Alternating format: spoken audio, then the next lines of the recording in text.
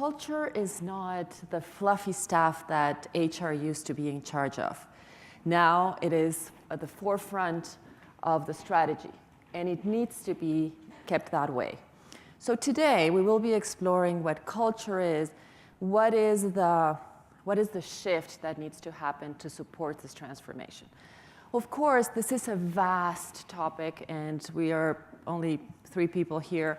We only have 45 minutes. So each of us will give his or her own view on what needs to change.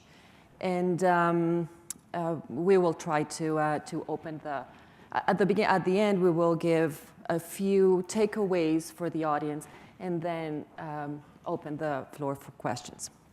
So we have a wonderful panel today.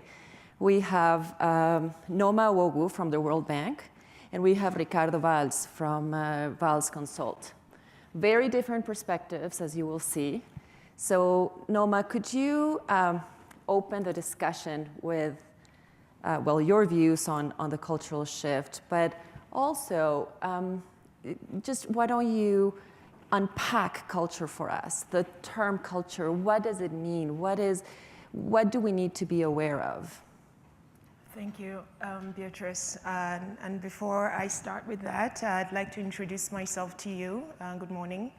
I am from the World Bank, and in particular settings, I would not actually introduce what the World Bank is. And when I say the bank, people know what it is. But sometimes, being an institution headquartered in Washington, D.C., people would often ask me whether we have ATMs around the city.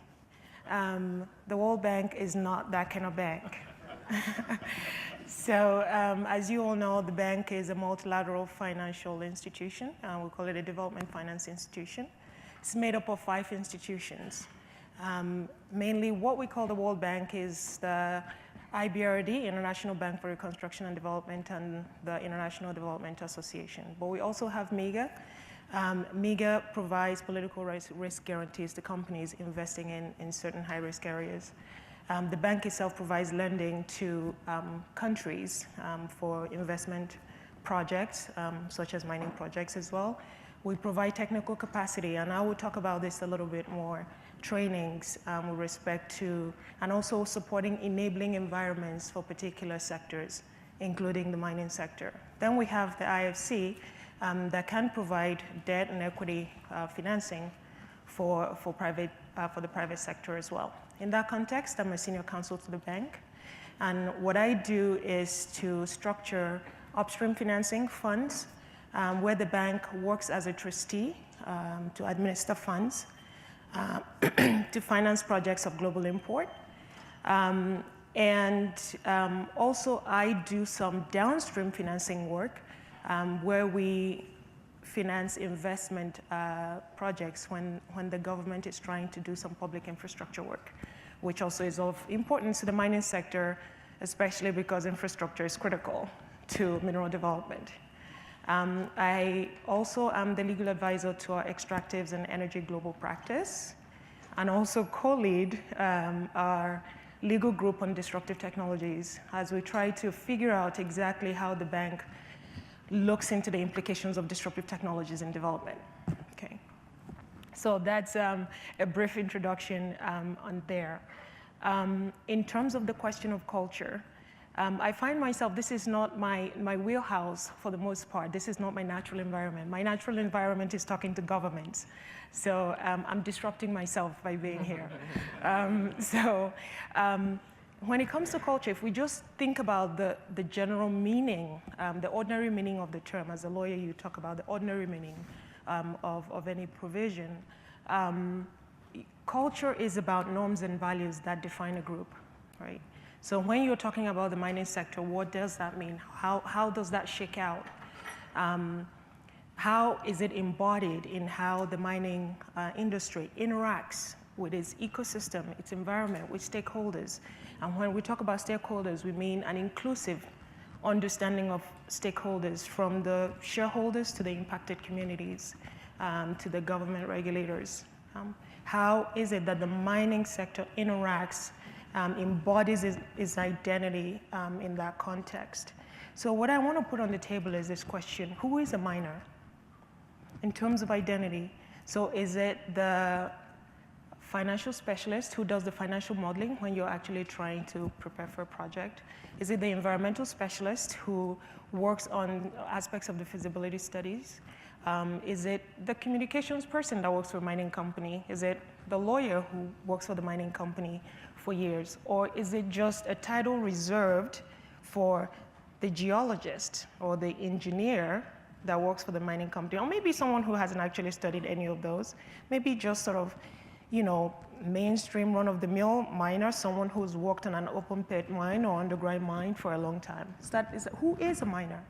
So there has to be some sort of reflection, self-reflection that mining companies will have to engage in to ask, who are we when we're interacting with people? So that's the first part. And I was thinking that if we were to do sort of a tag cloud is, you know, is like you know, in some ways, crowdsource words that you could use around mining. How do people talk about mining? Over the course of the last day, just listening to the sessions, but when you look at the mining industry, there are particular phrases that people very easily go to, right? There is the first to be second, right? That's a phrase. There is pit to port.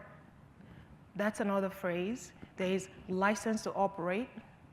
That's another phrase. So if you were to sort of word cloud that, what does that mean?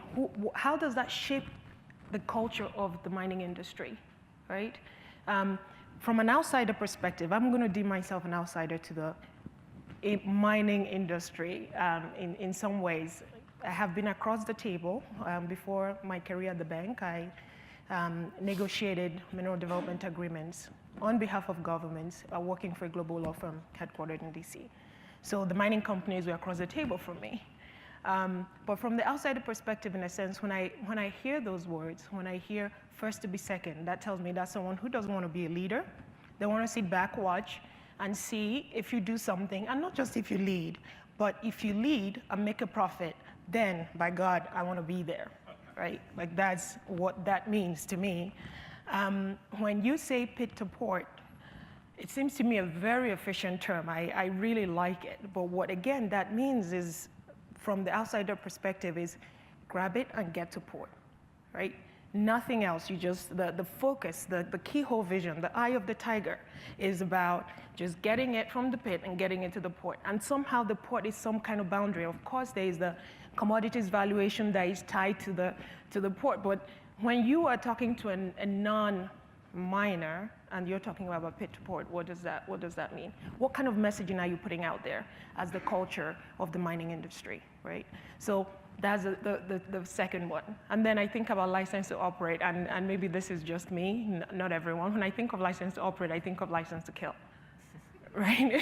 So it's like, again, what does that mean? Operate. And I heard yesterday the conversations about we have to think about engaging in mineral development in a way that is not a check the box kind of approach, right? You're in it to win it. I say before there was Brangelina, there was Depswana, like De Beers and Botswana. It's one of these love stories about when a company and a government decide they're committed for the long haul, what does that start to look like? So in some ways, I'll put that on the table for now in terms of how should mining companies start to think about this? When you think about the oil and gas companies and how they are starting to retrofit their identity, when you see commercials now about energy companies, is all sort of leafy green, is all, getting parts of the renewable energy portfolio, and, basically positioning themselves for the future.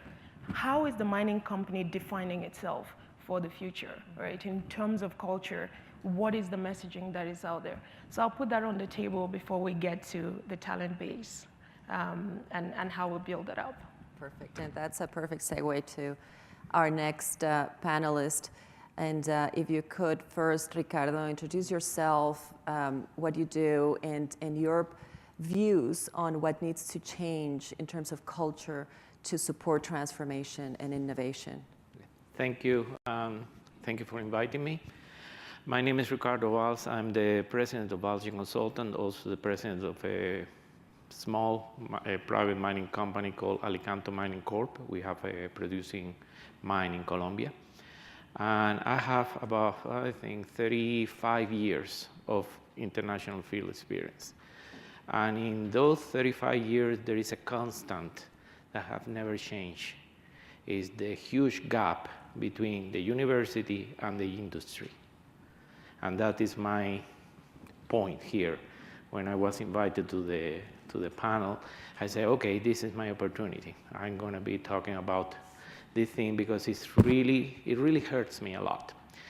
And I had the benefit, I would say, like that. I graduated from Moscow Geological University in Russia a lot of years ago, back at the Jurassic.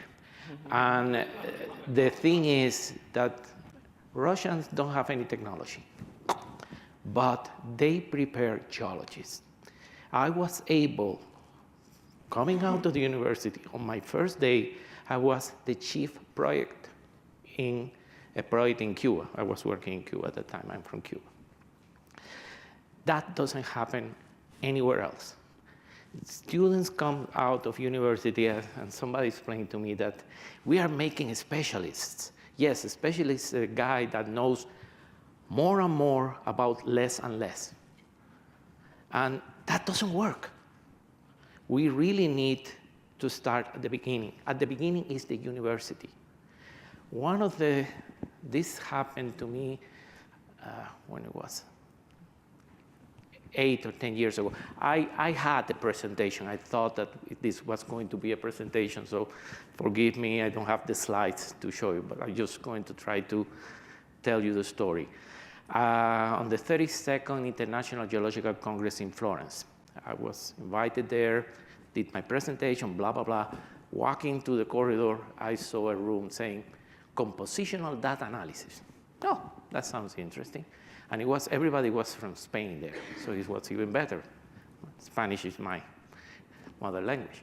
So I go there, listen to the whole thing, didn't understand nothing. By the end, I asked a question. I said, you know, you're talking about all these methods, and you didn't mention correlation.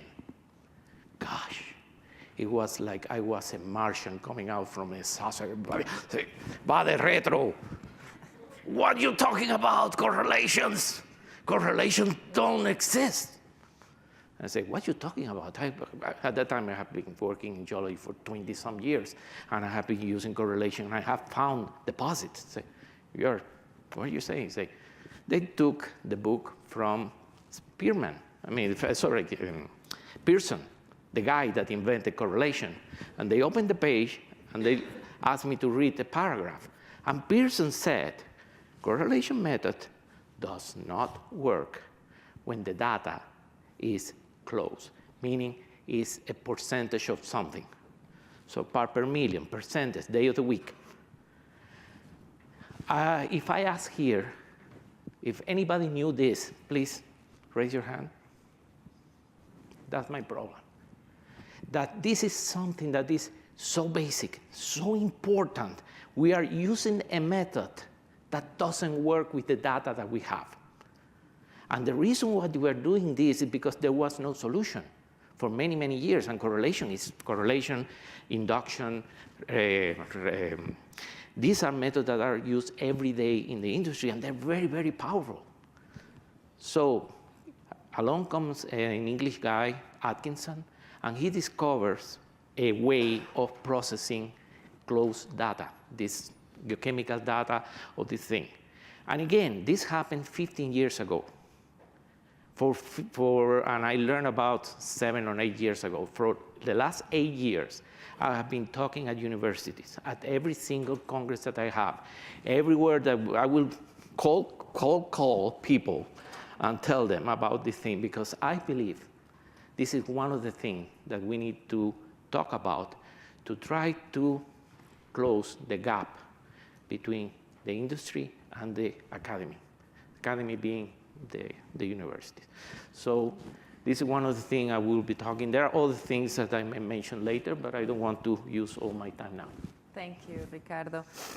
Talent is definitely one of the key topics in all the cultural change, and including new or changing the educational system. That's an option. Adopting students from other fields of study. What are your views on that, on talent, Nneoma? You know, now that we talk about disruptive technologies a lot, I kind of like that word disrupt. It may say something about my personality, but I think that's also an area where the industry needs to disrupt a little bit. In 2011, apparently, about 400 US companies, basically, including IBM, set up a sort of PPP, public-private partnership with high schools across America. Why? Because they wanted to play the long game. They wanted to start young, okay, to build the workforce of the future. And what were they doing? They set up a program called P-Tech. And what P-Tech does is from 9th grade, they create a curriculum that takes these kids from 9th grade through high school and actually to get an associate degree in any of the STEM fields. And the students are invited on site to these companies, all these 400 companies. They get mentors, employee mentors, and also they get paid internship at these firms, these companies. So kids learn early about what these companies do and actually start to have them on the horizon as possibilities of where they could find themselves in the future. The mining company may not want to start that young, right? But there's something to be said about leveraging non-traditional partners in building a talent force for the future. And we may not know specifically what kind of skill sets may be needed for the future. We're not exactly sure how disruptive technologies are going to shape up, right, to impact the industry. But I do think there are certain skill sets that we need. And often yesterday we talked about millennials a lot, and that's every time we talk about these disruptive technologies, the future, we talk about millennials. Of course, millennials biologically will be the workforce of the future. However, sometimes we talk about them in terms of special characteristics, that these guys are special, and what are the things that characterize millennials? Often people say they're very keen on collaboration. People say that they are very much into flexible working conditions. They are tech natives, so I mean, technology has got to be involved. And so you have all of that, and also that they care for a corporate mission that is beyond profit making. Right? They want to sort of have meaningful engagement. The interesting thing that I don't hear about millennials is they are specifically a generation that has a curiosity for learning. So it made me wonder, wait a minute, what we're actually talking about when we talk about the future of work, if we think about disruptive technologies, is that we need to get skilled at reskilling ourselves. That, expertise over long periods of time is not going to be as relevant. What we need to learn is how to learn and relearn over time. You're an expert for a period, and then you're an expert at something else for a period, right? So having the curiosity, a natural curiosity, the enthusiasm for learning new things is important. So sort of breaking news here is that if you have a kid who is constantly on screen time and has no interest in, building Lego sets or, I don't know, planting a seed or going outside to play soccer, Houston, we have a problem. That is not the profile we need for the future, right? It's not just screen time that is going to take care of the talent. We want people who are interested in a number of things, because that is how you're able to bring about all kinds of convergence of ideas. We are not talking about people, we're not looking for profiles of people who know how to use technology well. We're looking for people who know how to create technology. So that's the difference. So when we're thinking about this talent pool, pulling from different kinds of academic institutions, as Ricardo had mentioned. And there are natural allies. There are universities out there in the world also interested in creating global footprints. We have the Columbia University, we have the University of Dundee in Scotland, and actually the University of Western Australia. I'm actually going to invite Professor Stein to talk a little bit about their program that was just established in July of this year. But again, realizing that they're natural allies there, but also development finance institutions. They don't look like, a natural ally in building talent pools, but the bank is very much into the knowledge industry, the knowledge development industry, capacity building, training, education in a lot of the countries that mining companies operate in.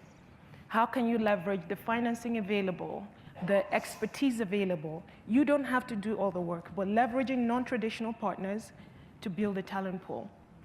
So that is one of the ways, I think, in which companies can start to think about collaboration. So it's like, how do we leverage, who are the people that we're not thinking about that we can work with in putting together a talent pool for the industry? Yeah, that's a very relevant point, collaboration. And yesterday we talked about collaboration in different aspects of collaboration, but here it is definitely of importance. So, well, we can talk about talent for hours. I would like to move now to leadership. What do companies need to do in order to start the move? We have all read that or heard about the McKinsey study where they identified culture as the most critical challenge for companies when it comes to moving forward with innovation and digitization or transformation. We have also read or heard about the Harvard Business Review, and when they also concluded that leading by culture could be the only differentiator at this point in the market. I actually wanted to read that because it's so well written, and just paraphrasing it is not a good idea.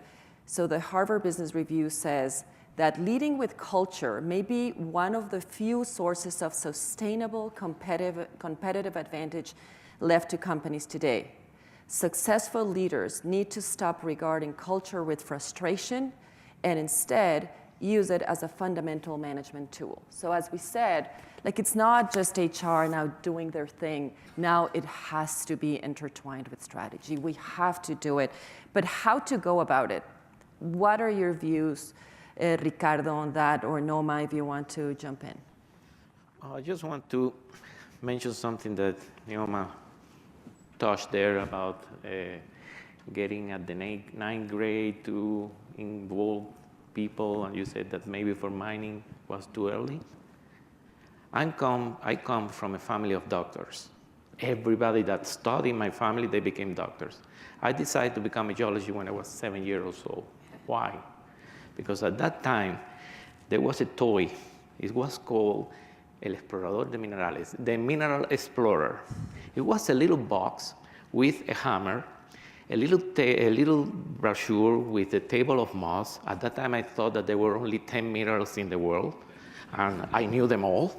I mean, this was so exciting. And I'm not joking. Many geologists became geologists just because of that toy. There is a company here, one of the supporters of the event. They have a game board there. I mean, gaming is the way. This is the easiest way to grab the attention of the people you want to attract to the industry. And it's a pity that something simple like this, the Mineral Explorer, is not available. That one will be one of the things I would recommend that we should try to do. That's one thing. The other thing is that I don't know in the States. In Canada, we have about 2,000 companies. And I can guarantee you that 95% of all those junior mining companies, the president is a lawyer or an accountant or a car seller. It's not a geologist. It's not a geologist. You cannot believe the trouble, the problem of trying to get the geology to these people. That's why I became the president, because I could not handle that anymore. Okay? So I don't know the answer to that. I don't know the answer to that. The problem is too big. But the people that are here are absolutely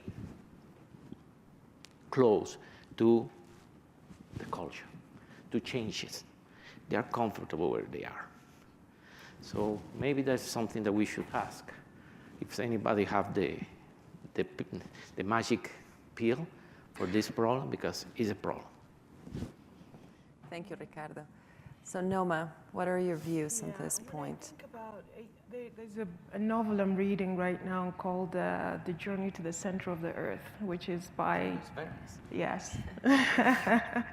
Exactly. And it's about a mineralogy professor, right? And when the book starts, actually, it talks about this notion that, you know, in the study of minerals, the way that you put the words that are in this sector as such that I think the phrase, what it endures the lips of a poet.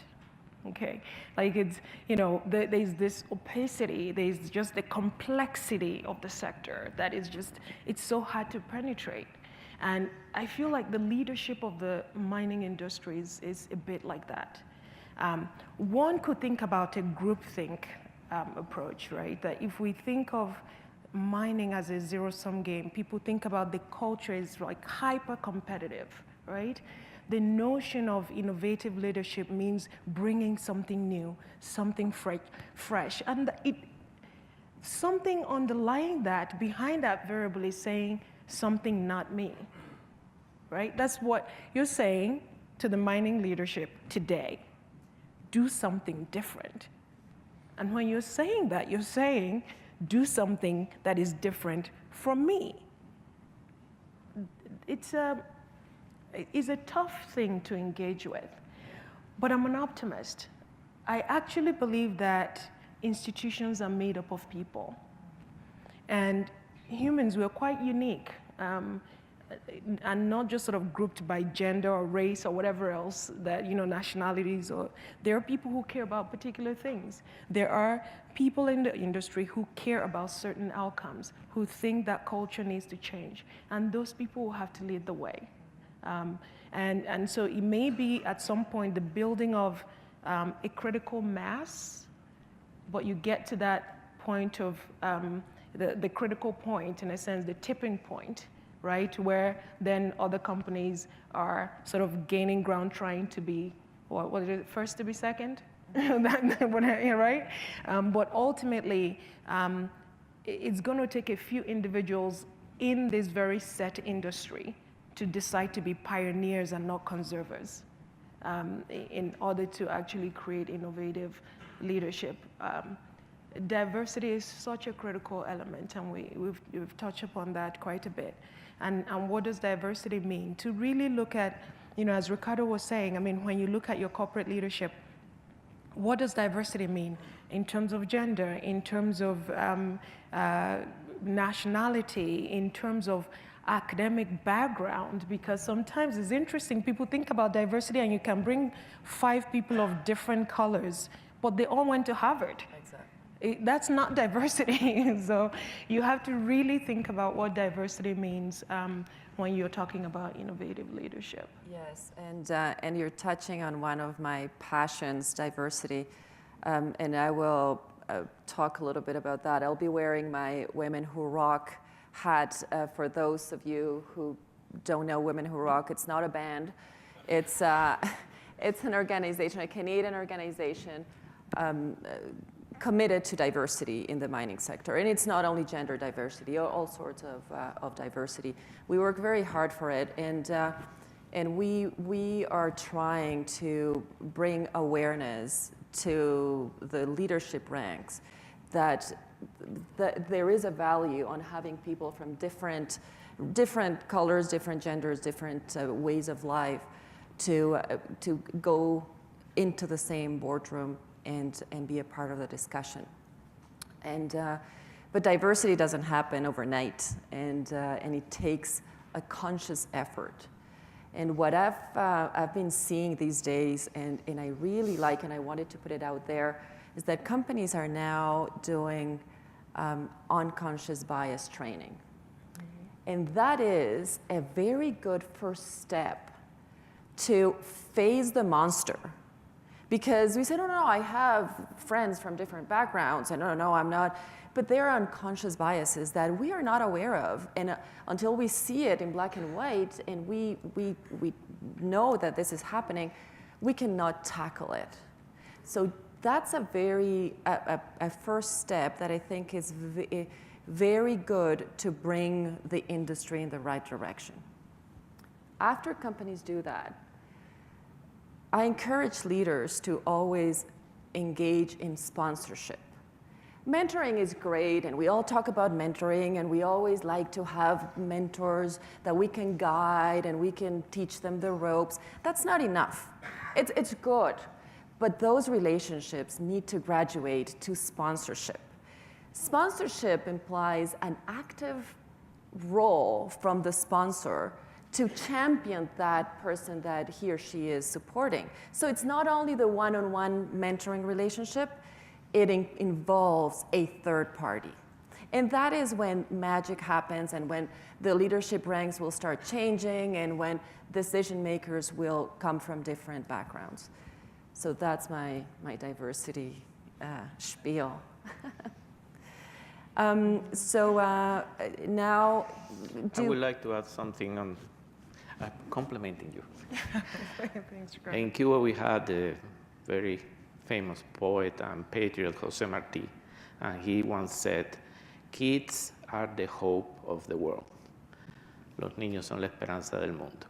And that is my hope, because really, there will be, if we teach the new generation, we can change the old structure. We will not be able to change the old structure if we don't do that. We really need to create the base, a new understanding, a new way of thinking, because these people at some point are going to retire biologically. So we will have but if we don't prepare the proper people now, we will get the same thing. And I love what you were saying about the unconscious bias training, because this is something that we face almost every day. Even people that say, "Oh, we are not racist." Mm-hmm. Well, in Cuba, really, the most racist people are the black people. They will tell you, "Don't be black." I mean, it's a joke. We don't have that. I learned the word Jew when I get to Russia, and we have plenty of Jews in Cuba. I mean, we really don't think like that. But I was trying to apply for a job in Quebec, and every time I was talking, and no matter what, that I have a very good resume, I said, "Well, my name is Ricardo or Richard." No, it didn't work. Then I figured out, say, "My name is Richard." Oh, was he? And that is something that is there. It's in the back of our minds. So, yes, kids are the hopes of the world. We need to work with the young generation. Thank you, Ricardo. Can I just add that I don't want to rule out the present generation, though. We are responsible. We can't, we can't wait for the young people to save us. Let me put it that way. Yes, good point. There is work that we need to do. There is work that needs to be done in this generation. And why I call myself an optimist is because we always have an opportunity to renew ourselves. And frankly, when I mentioned the curiosity, the natural curiosity tendency in people, I've seen it in a 90-year-old and seen it lacking in a 17-year-old. So I don't think that's a trait that is unique to young people. So the thing is also finding those champions who are decision makers now and having them lead the way. Absolutely. Okay, so we are running out of time, and we promised to the audience that we were going to give them a few takeaways on culture. So what would be, Ricardo or Nneoma, your takeaways to the audience before we open it for questions? My takeaway is very simple. That's why I speak first. Prepare the next generation. Work with the students. Talk to the universities. Tell them that there is science there, that they need to adapt, that they need to evolve. Because if they don't do that, we are not going to find the next deposit in 5 years.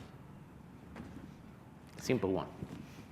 Okay, so in terms of takeaways, I think I would say, again, collaborate with non-traditional partners in changing the narrative. Just dislodge the dominant narrative around the mining industry. And there are many ways of doing that. I know there are people who are panicked about technologies taking over the mining industry. Invite them in and see how you can work with climate change activists to change the narrative around the mining industry. Bring the blockchain. So, like, the technologists, right? Exactly. So the technologists, the climate change, you know, basically smart mining, and really think about that narrative change. So that's collaborate with non-traditional to change narrative. And the second thing I'll say is leverage non-traditional partners to build a talent pool. So hopefully we can open it up at some point to have Professor Stern speak. But you know, with these universities, I've never seen mining executives or experts in the universities teaching people. We need to get practitioners into the academies to teach students. And I think that's a critical part. Leverage non-traditional partners to build a talent pool, collaborate with non-traditional partners to change the dominant narrative. I think that's, I'll leave it at that. And this might be a good point to invite you to the podium and to say a few words about what University of Western Australia is doing. Do we have mics? I think it would be. Oh, yeah, you can just come to the podium instead. They had floating mode mics. Oh. The virtues of yoga. Good morning, ladies and gentlemen. That is the University of Western Ontario. Let me just make it clear. So, yes, I do understand my South African accent is very misleading, but I am officially a Canadian these days. Thank you very much to the panel for this very, very interesting conversation and for giving me a moment. And really, my idea is not so much to punt my program, although that is exactly what I'm going to do, but to tell you how inspired and privileged I am to be here, and how exciting I think the juncture is where we find ourselves now. Very briefly, I was hired by the University of Western Ontario Faculty of Law to disrupt their mining program. And I use the word disrupt very advisedly. They got a big donation from an alumnus, a big mining magnate, and then they had nobody to run it. So it ran itself for a couple of years, not very successfully. Basically, they wooed me by telling me I could do mining in a sustainable, environmentally friendly way, and all sorts of things that interested me. But what interested me more was that they told me I could do with the program what I liked. And what I like is the following: something interdisciplinary that involves the professions, that involves the regulators, that takes note of what the industry needs and wants. So, my program in mining finance and sustainability has multiple components. Part of that is a course for the JD students. These are the lawyers in natural resource and energy. There's a speaker series in mining finance and sustainability.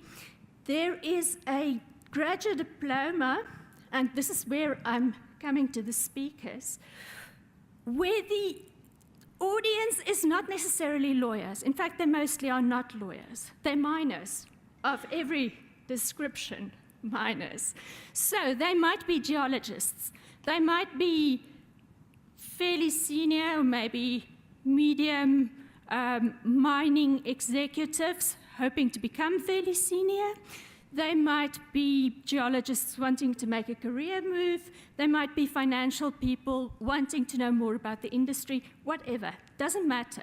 Because we have people from the various faculties, and more importantly, we have people from the various industries who participate in this. Why I'm here and why I want to talk to as many of you as I possibly can is that I'm in the process of designing. I'm launching this online and hybrid next year in fall. But I would like to know from industry, what are your training needs? What are your desires in terms of skills and capacities that you would like to see there? What would you like your involvement to be in this program? Because we're not training people for a vacuum. We're training people for an industry. So please, feel free to talk to me as much as you like. Yeah, this is a great opportunity for us to shape those next miners. Exactly.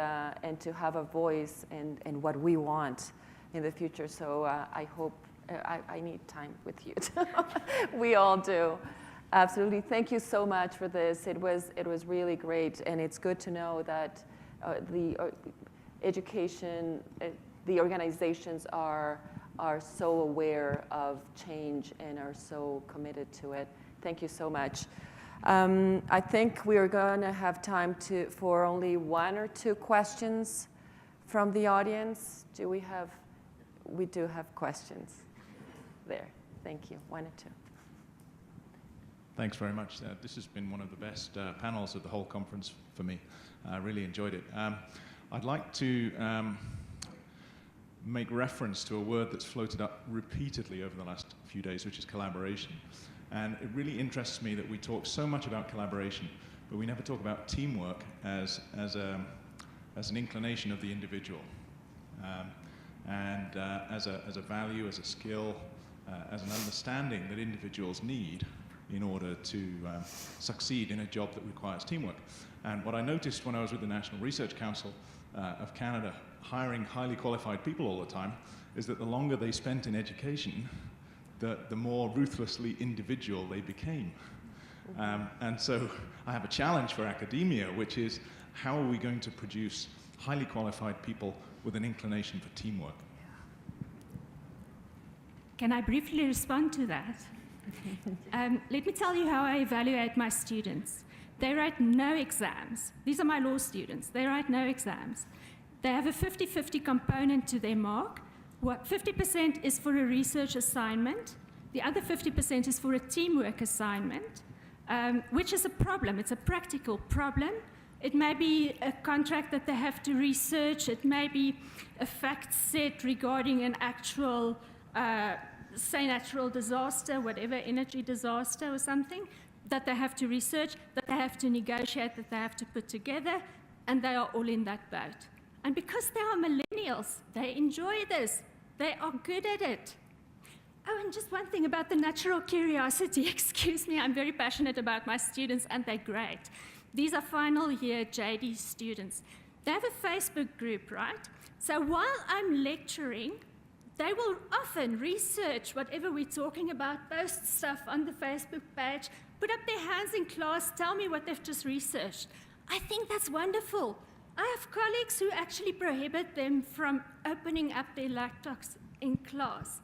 But that does not take note of the fact how these people interact with information. So how inspirational is that? You're talking about something, they take the initiative to research it further, and they then share it with the rest of the class. So there's such hope for collaboration. Thank you very much. We have a second and last question here. And a mic. Thank you.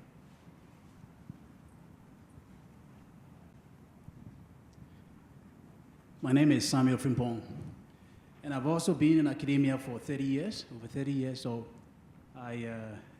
it's very interesting what the last gentleman said. I'm wondering what's the statistical sample size you have used, to come to that conclusion. Yeah.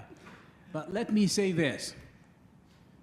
As much as a lot of emphasis has been paid to university professors, I will put much of the responsibility on the parents. The bent of academic excellence of students coming into the university starts from pre-kindergarten. What we have seen is when students are given much attention by their parents in those formative years, they get prepared even before they start kindergarten.